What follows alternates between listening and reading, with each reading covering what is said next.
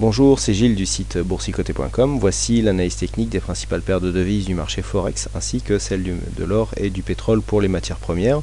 Nous sommes aujourd'hui le mercredi 6 février 2013. Et nous commençons tout de suite avec l'euro-dollar, donc la paire euro-dollar qui confirme son amorce de mouvement baissier, puisque suite à cette sortie ici, un petit peu comme ce que nous avons eu sur le CAC 40, pour ceux qui suivent donc l'analyse du CAC, on a à peu près le même schéma sur l'euro-dollar. Alors c'est assez normal puisque ce qui a provoqué, comme je le disais hier, cette phase de consolidation vient tout simplement de l'Europe, puisqu'il s'agit notamment d'une crainte sur l'instabilité politique de l'Espagne et de l'Italie. Et donc de ce fait, l'euro-dollar, dans ces conditions, est en général bien corrélé aux indices européens. Donc ici, nous avons clairement une sortie de tendance qui se fait par une cassure ici du support haussier moyen terme. Sortie de tendance donc par cassure qui est suivie d'un bon contact ici avec la bande de Bollinger inférieure. On revient ici sur cette zone. Alors on n'est pas revenu ici sur la moyenne mobile 20 exponentielle, mais regardez, on revient ici se caser sous cette zone ici des 1,35 86 qui correspond à une zone qui avait déjà été précédemment résistance, suite à une cassure qui avait été support, et là qui redevient résistance. Donc le fait de revenir ici sur une zone qui était support comme résistance, peut confirmer ici une poursuite du mouvement baissier, puisque en cas d'accélération à la baisse et donc de cassure de cette zone des 1,3457, nous aurions une confirmation de cette sortie ici baissière, donc par cassure du support, et surtout par inscription d'un nouveau plus bas significatif, après que le précédent point haut significatif l'ait été dans une zone inférieure à celle du précédent. Donc là, nous avons potentiellement, sur une cassure des 1,3457, une possibilité de confirmation ici de cette dynamique baissière. Tant que cette zone n'est pas cassée, on peut toujours l'invalider, forcément. Puis, tant qu'une tendance n'est pas confirmée, elle peut s'invalider. C'est de la palissade, ça. Le fait de revenir ici, recasser cette zone à la hausse, et pourquoi pas retester ici les précédents points hauts, pourrait déjà donner à cette dynamique un peu moins de force, puisqu'on reviendrait tester ces points hauts. Le fait ici de revenir et donc de casser pourrait invalider cette dynamique baissière et donc la phase de consolidation qui pourrait s'en suivre. Il faut rappeler quand même que d'un point de vue moyen-long terme, on reste quand même sur une zone, sur une phase de hausse. Là on n'a que 2 ou 3 mois. On est quand même parti de 1,2673. Ici nous y étions en mi-novembre pour aller culminer ici à 1,3037. Donc on a gagné 1000 pips à peu de choses près en l'espace de 2 mois, de 2-3 mois. Donc bon, c'est une hausse qui est quand même assez forte, et donc même d'un point de vue moyen terme, le fait que l'on ait ici une cassure sur une tendance un peu plus court terme, puisque là on est sur un support qui était vraiment assez direct, on avait d'ailleurs très peu de points de contact. Bon, la portée est limitée, mais potentiellement, si la baisse ici se confirme, on voit que le potentiel baissier est quand même assez fort. Donc le fait de repasser sous cette zone la confirmerait. Par contre, le fait ici de revenir malgré cette phase de hausse, la phase de hausse précédente, le fait de revenir sur cette zone des 1,37, commencerait à invalider donc la dynamique qui a été impulsée par cette phase court terme. Donc pour l'instant, on est en attente d'une confirmation sur une cassure ici des 1,3457, mais si le rebond technique se poursuit, la zone ici des 1,37 serait le prochain objectif.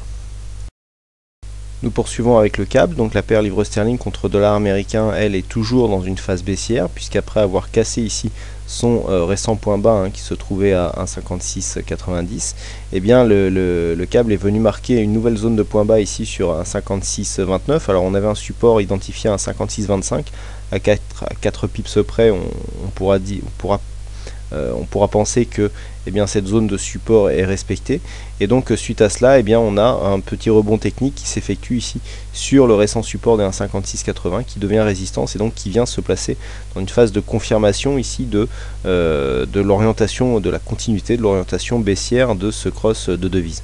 On pourra remarquer ici le très beau point de contact qui a été donné par la moyenne mobile 20 exponentielle, qui a provoqué ici une poursuite de la baisse avec donc inscription d'un nouveau point bas. Donc on est pour l'instant dans une poursuite baissière Sur le câble, on a des indicateurs qui tendent à se retourner pour nous donner un possible rebond technique. Là, si on venait à remonter ici au-dessus d'un 56,80, on a une deuxième zone ici d'un 56,90 qui pourrait aussi jouer le rôle de résistance, et puis pourquoi pas de points hauts pour entrer en tendance, pourquoi pas encore une fois au contact de cette moyenne mobile 20. Donc pas de changement sur le câble malgré une tentative de sortie que nous avions commenté ici, le câble qui se situe toujours en tendance baissière.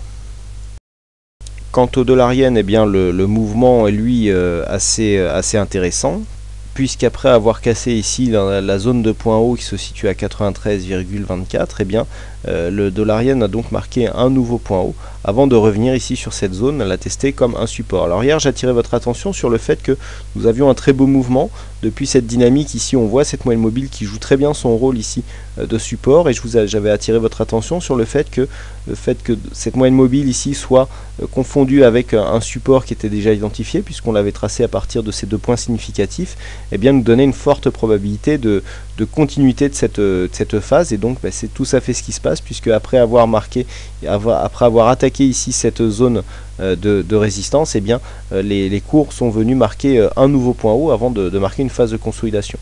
Donc là on est clairement suracheté ici sur l'inscription de ce nouveau point haut. On se place ici dans une phase de consolidation. Attention à quelques signaux de divergence baissière qui apparaissent, notamment sur le RSI. C'est bien visible ici sur cette succession de points hauts significatifs. Le stochastique, quant à lui, elle existe aussi, même si elle est un peu moins franche, et on retrouve cette divergence ici sur les histogrammes du MACD. Donc attention ici à ne pas arriver à une phase d'essoufflement. Le fait de venir ici casser cette zone des 93,24 suivie par une possible cassure du support pourrait nous donner un signal de retournement. Pour l'instant on a juste un signal d'essoufflement donné par une divergence baissière, mais qui n'est pour l'instant pas suivi d'effet. Donc quoi qu'il en soit, cette moyenne mobile 20 ici joue toujours son rôle de support sur cette tendance haussière, et donc la tendance haussière est confirmée suite à l'inscription de ce nouveau point haut. Nous passons aux matières premières, et donc nous commençons par l'or. Donc l'or qui hier nous donnait des signes d'une possible cassure ici à la hausse de cette résistance. Alors on invalidera totalement une sortie avec suivie d'une dynamique. On voit que les cours ont réintégré hier, sont revenus chercher ici cette résistance comme résistance avant de marquer un nouveau point bas et de ressortir par le haut. Donc là il semblerait que nous sortions. Alors ce support est encore significatif, mais d'une manière non dynamique, de cette phase ici qui représentait pourtant un triangle symétrique assez intéressant. Alors bon, cela peut aussi s'expliquer par le fait que on avait pensé à un moment que cette phase ici de hausse allait impulser une nouvelle dynamique. Bon, pas du tout. En fait, on se place dans une continuité. Après avoir eu cette phase ici baissière, eh bien, il semblerait que ce soit le range d'évolution en tendance horizontale qui soit préconisé, puisque nous avons ici une zone de résistance à 1697 $ l'once, zone qui pour l'instant est la zone significative, avec donc une zone de point bas. Alors on a plusieurs zones de point bas, pour l'instant on en a 3, on a 1652, on a 1640, et surtout ici cette zone de point bas 1628 $ l'once. Donc pour l'instant toujours en zone d'attente sur l'or. Personnellement mon opinion n'a pas changé. On attend ici d'avoir une direction claire avant de se placer sur un mouvement directionnel, donc sur le métal jaune, tendance pour l'instant horizontale et surtout incertaine. Et enfin on termine les matières premières et donc ces analyses avec le WTI. Donc j'avais attiré votre attention hier sur cette cassure ici suite à la sortie du trend par cassure du support. Retour sous cette zone ici où on retrouvait le support comme une résistance et surtout cette moyenne mobile 20 exponentielle. Et donc ce signal constitue un signal baissier. Donc c'était personnellement une position que j'avais pris, que j'ai commenté donc dans la journée, puisque le short finalement a couru et puis s'est révélé gagnant sur la journée. Alors certaines questions me sont parvenues par mail en me demandant pourquoi j'étais sorti à ces niveaux.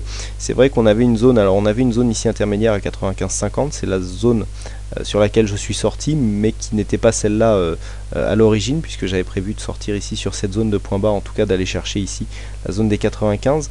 Tout simplement pourquoi? Tout simplement parce que cette bande d'exagération ici, lorsque l'on a coté cette zone, eh bien, m'a bien fait comprendre que nous étions sur une zone qui potentiellement pouvait créer un retournement. Donc personnellement j'ai préféré sortir ici, mais ça nous a donné une petite amplitude quand même assez intéressante, d'autant plus qu'on est revenu ici coté sur cette zone, donc a priori pour ce mouvement une belle sortie. Alors du point de vue de la tendance, on est toujours ici sur une phase de cassure, on a un nouveau point bas significatif, puisque sur cette bougie nous cotons, donc là nous sommes en cotation IG Market, nous cotons donc 95,04 dollars le baril, donc un niveau assez intéressant qui correspond ici à une zone de support qui avait déjà été testée, ici la zone des 95, donc oui, je vous ai dit 94, mais c'est 95,04, donc on a eu un rebond technique, phase d'exagération ici qui a été rapidement reprise, donc rebond technique, on est revenu ici tester un petit peu cette moyenne mobile 20 exponentielle, mais on n'arrive pas à dépasser cette zone des 96-91 qui précédemment était support, après avoir été déjà résistance, donc résistance support, donc là on recasse, on repasse en dessous, on repasse sous résistance, donc c'est encore un élément supplémentaire qui vient nous conforter dans une possible poursuite du mouvement baissier suite à la cassure de ce support moyen terme.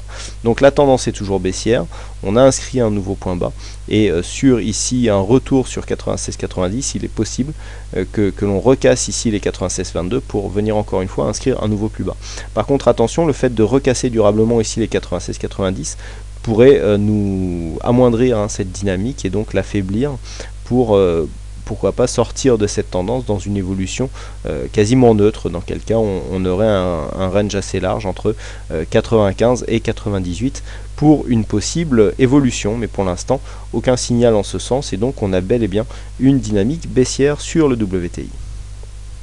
Voilà ce que l'on peut dire donc sur ces analyses techniques Forex et matières premières. Il ne me reste plus qu'à vous souhaiter à toutes et à tous une bonne soirée, bonne chance dans tous vos trades, et je vous donne rendez-vous dès demain pour d'autres analyses techniques en vidéo. Bonsoir.